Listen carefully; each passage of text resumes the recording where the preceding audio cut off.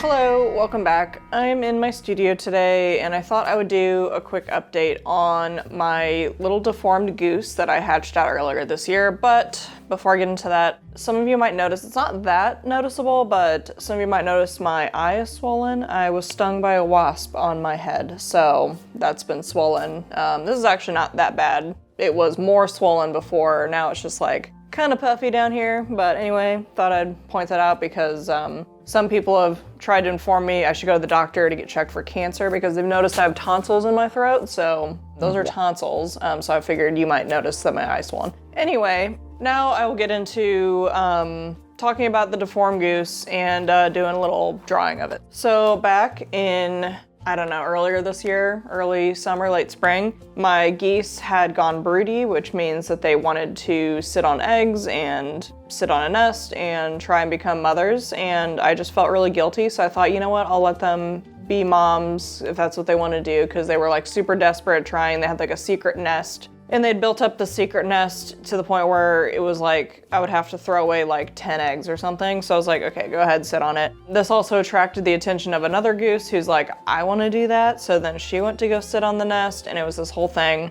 But they sat on their nest for a long time and it takes about 30 days. It's a pretty long incubation period for geese for them to hatch eggs out. So I was checking under them a couple times around that time. And I finally saw that a baby goose had hatched out. And when I went to check on it later, it was dead. And so I was like, okay, that's weird. I thought maybe the chickens or something had got to it and attacked it, so I put like a little barrier around them. But then when I went out to check on them later, a second gosling had been killed. And at that point I was like, okay, the moms are killing the babies. And why I think they were killing the babies had to do with, A, they chose a stupid nesting spot. It was like out in the open where all the other animals could see them and interact with them. And then two, I think the two mother geese brooding together, they were stressing each other out. So it just wasn't a good situation. If I were to let them hatch out eggs in the future, I'd probably put them in like a secluded space where no one else could join them, and I would add eggs every day and let them sit on those eggs. But you can't move a nest after it's been selected because they'll just abandon the nest or choose a different nesting site and abandon those eggs. So either way, I took away the eggs. I candled them, which is when you just put a light up in the egg to see if something's viable. And I kind of selected the ones I thought had living goslings in them and threw away the rest that were obviously either rotten or never developed. And I incubated those eggs. So the first one to hatch out of those eggs in the incubator, safe away from their murderous mothers, was this little deformed gosling. And at first I thought, oh, it looks a little weird, but then upon looking at it better, it definitely had a beak deformity and a little bit of an eye deformity, which wasn't as obvious until I took it out of the incubator and, you know, it grew a little bit. So I was like, okay, fortunately, even with the beak deformity, it was eating, it seemed healthy, but I did wonder, since it had a beak deformity, if it had something internally deformed, because sometimes a gosling or, you know, these domestic birds in general will be born looking normal and then die a month or two later because something internally wasn't really developed well. So whenever there's something externally deformed, it makes me think they might have a higher chance of being internally deformed. So I wasn't sure if this gosling would live or die, or to what extent it was deformed, and if the deformity was caused by genetics or by something that happened in incubation. So I rehomed most of the goslings because I didn't want more geese, and they're easier to rehome when they're cute little babies. And I kept 3 of the goslings I hatched out to keep the little baby company, because if they don't have friends, they get very depressed and they don't do very well. So as time went on, it was growing very well, and since it was firstborn, it should grow technically at a little bit faster of a rate, but I noticed after a certain point it stopped growing as big, or at least one of them was getting way bigger than the other ones. So that worried me a little bit. Because sometimes when the babies are growing and they stop growing suddenly and they don't grow anymore, they die. I don't know why that happens. It's just called failure to thrive usually.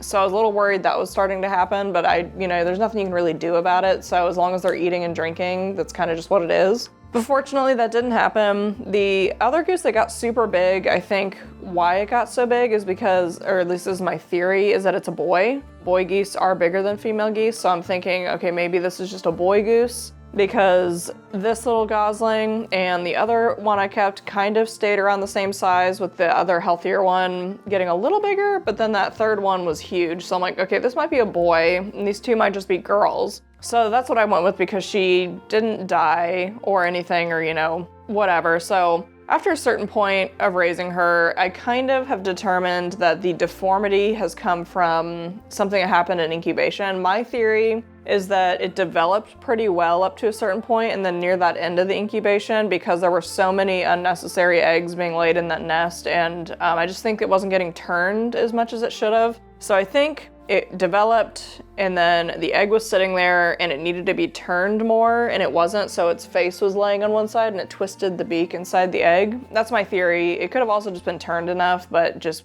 based on whatever positioning, it just deformed inside the egg. So I've decided to name this little gosling Goomba. I wasn't really naming it because I didn't want her to die and then I got attached to it, but I would come up with like random names in my head for it, like Biba or Bumbus or something. And I kind of just stuck with Goomba because they look just ugly and weird, and just Goomba, I don't know, it's just one of those names where it sticks in your head. So Goomba is now pretty much adult sized and has turned into like kind of a, she's not bullied by anyone. I was kind of worried she'd get bullied because birds can be a little discriminatory based on weaknesses and sicknesses and things like that, but no bullying. If anything, she bullies other birds. I think she knows she's a little disadvantaged and she bites at birds and stuff. She doesn't harm them, but she, you know, she's got to defend herself because she's a little weakling. She eats well. She does have to eat different than the other geese because of the curvature in her beak. She can't peck at things or like get mouthfuls the same way they do, so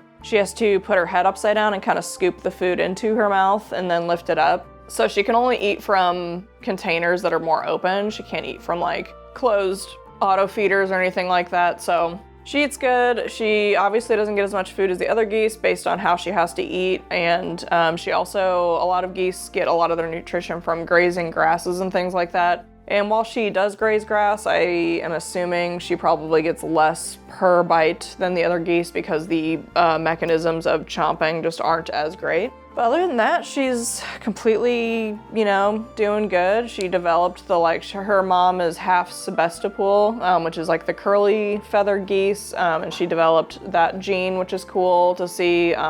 It's more like just on her top where it's a little curly. Her brother slash sister, the giant one, I don't know really what it is, but I'm assuming it's a boy, has more of that. And then the third one doesn't have it at all because I don't believe that is the mom. I think the mom is the Emden, which is just an all white goose. So just cool to see her grow up. I'm glad she didn't die or is that overly disabled or anything. I think she'll live a normal, healthy life for the most part. I think because of her deformity, there's a chance, you know, she might have issues in the future, but we'll just get there when we get there. I know her dad is a Chinese goose, so they develop a horn on their head. So I'm kind of hoping that she really is a girl because that likelihood that that horn will get very big or develop that much will be smaller. Also, she is a half-breed of that, so I'm hoping that the horn just doesn't develop at all. Mostly because on her deformed beak, she also only has one nostril. And while she can breathe well out of the nostril, I worry if a horn develops how that air canal will be affected, if at all. But she seems to be kind of adult sized by now, and I feel like if she was going to grow a horn, it would have already happened. But we'll just see. For now, she's healthy, happy, and that is just the update on the little gimpy goose.